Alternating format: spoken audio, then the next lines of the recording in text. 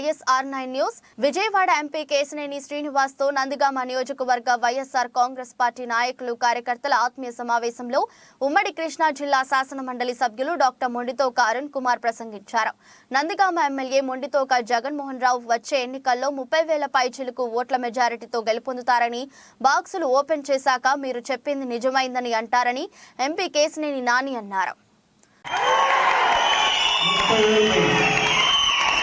30,000 పైన రాసి పెట్టుకోండి. డేట్ టైము బాక్స్లో ఓపెన్ చేసినాక మీరు చెప్పండి, మీరు అలా చెప్పింది నిజమే కాదా.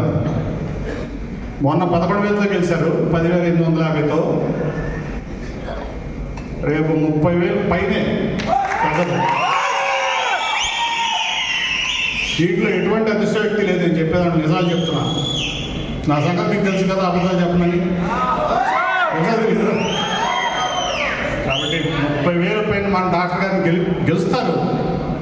గెలిచి ప్రజాసేవ ఏంటి, మంచి ఏంటి, మానవత్వం ఏంటి, ధర్మం ఏంటి, నీతి ఏంటి, నిజాయితీ ఏంటి అనేది ప్రూవ్ చేస్తారు డాక్టర్ గారు. 2014లో ఓడిపోయారు సార్. 2014లో ఓడిపోయిన తర్వాత వీళ్ళందరికీ కూడా ఒక క్వశ్చన్ మార్క్.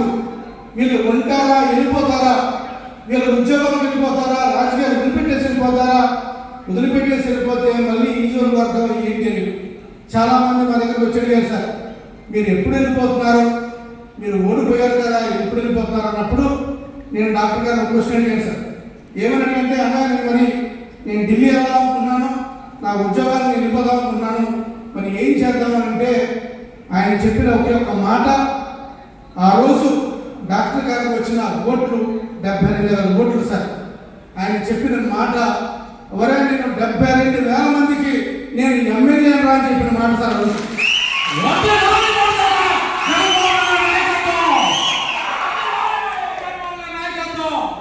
ఆ రోజు చెప్పిన మాట, ఆ 72,000 మందికి ఎవరైతే నాకు ఓటు వేశారో వాళ్ళందరికీ కూడా అండగా ఉండాలని చెప్పి ఆ రోజు 2014లో డిసైడ్ అయ్యి ఇద్దరం కలిసి మళ్ళీ జగన్మోహన్ రెడ్డి గారికి వెళ్ళి మేము ఇక్కడే కంటిన్యూ అవబోతున్నాం అని చెప్పి తెలియజేసిన తర్వాత 2014 నుంచి 2019 వరకు అనేక పోరాటాలు నందిగామలో చేశాం.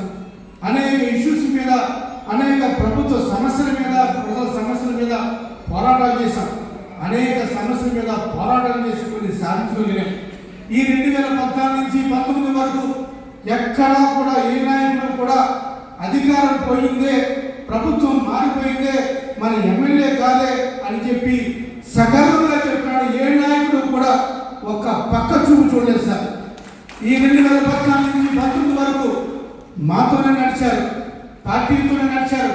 అనేక కష్ట నష్టాలు అయినా సార్ అప్పుడు పార్టీ ఫెయిల్గా చెప్పి 2014 నుంచి 2019 వరకు పార్టీ విజయం కోసం ప్రతి ఒక్కరూ కూడా ఎవరికి తోచిన సహాయం, ఎవరికి తోచిన విధంగా ఏ గ్రామంలో ఏ విధంగా వాళ్ళు ఉపయోగపడాలో అలా ఉపయోగపడుతూ పార్టీ నడుపుకుంటూ వచ్చేసారు. మన పనితీరు నచ్చి ప్రతిపక్షంగా విజయవంతమై 2019లో ఎప్పుడూ లేని విధంగా 30 సంవత్సరాల చరిత్రను తిరగరాసి నందిగామ గడ్డ మీద వైఎస్ఆర్ కాంగ్రెస్ పార్టీ ఎగరవేయడం కూడా ఈ వెస్ట్ కృష్ణాలో అత్యధిక మెజార్టీ తీసుకొచ్చిన ఘనత కూడా ఈ నందిగామ నాయకులు సార్. ఇలా చేసుకుంటూ వచ్చి 2019లో గెలిచిన తర్వాత 19 నుంచి ఇప్పుడు దాకా ప్రభుత్వాలు మారిన తర్వాత, ప్రభుత్వం వచ్చిన తర్వాత అనేక అభివృద్ధి కార్యక్రమాలు చేశాం, అనేక అభివృద్ధి పనులు చేశాం. ప్రభుత్వంతో సంబంధం లేకుండా ఏ విధంగా నిధులు తీసుకురావాలి, నిధులు ఎక్కడ తీసుకురావాలి, ఈ నందిగామ నియోజకవర్గానికి ఏమి చేస్తే బాగుంటుందని చెప్పి ఒక చదువుకున్న శాసనసభ్యులు, శాసన మండలి సభ్యులుగా ఆలోచించి ప్రభుత్వం మనకి, ప్రజలు మనకి మంచి అవకాశం ఇచ్చారు, ఈ అవకాశాన్ని సద్వినియోగం చేసుకునే ఉద్దేశంతో నేను ఏ విధంగా తేవాలి, ఎలా తేవాలని చెప్పి అనేక మంది దగ్గరికి వెళ్ళి సిఎస్ఆర్ నిధులతో అనేక కార్యక్రమాలు చేశాను సార్. నేను సగర్వంగా చెప్తున్నాను, ఈ ఆంధ్రప్రదేశ్లో 10 అభివృద్ధి చెందిన నియోజకవర్గాలు ఏదైనా ఉన్నాయంటే అది ఖచ్చితంగా నందిగామ సార్. ఈ దాంట్లో ఇందులో భాగంగా అనేక పనులు చేశాం. ఎవరు ఊహించిన విధంగా ఎవరైతే జగన్మోహన్ రెడ్డి గారు విద్యకి, వైద్యకి ప్రాముఖ్యత ఇస్తారో అదేవిధంగా నందిగామలో విద్యకి, వైద్యకి ప్రాముఖ్యత ఇవ్వాలని చెప్పి ఎప్పుడూ లేని విధంగా 100 పడకల ఆసుపత్రి తీసుకొచ్చాం సార్. ఈ 100 పడకల ఆసుపత్రిని ఇక్కడితో ఆపకుండా భవిష్యత్తులో ఈ 100 పడకల ఆసుపత్రిని భవిష్యత్తులో మెడికల్ కాలేజీగా చేయాలని తలపుతో చేస్తున్నాను సార్. అదేవిధంగా ఎప్పుడు లేని విధంగా కేంద్రీయ విద్యాలయం తీసుకొచ్చాం, ఎప్పుడు లేని విధంగా ఆర్టీఓ ఆఫీస్ తీసుకొచ్చాం, ట్రాఫిక్ పోలీస్ స్టేషన్ తీసుకొచ్చాం, రోడ్లు విస్తరణ కార్యక్రమం చేశాం.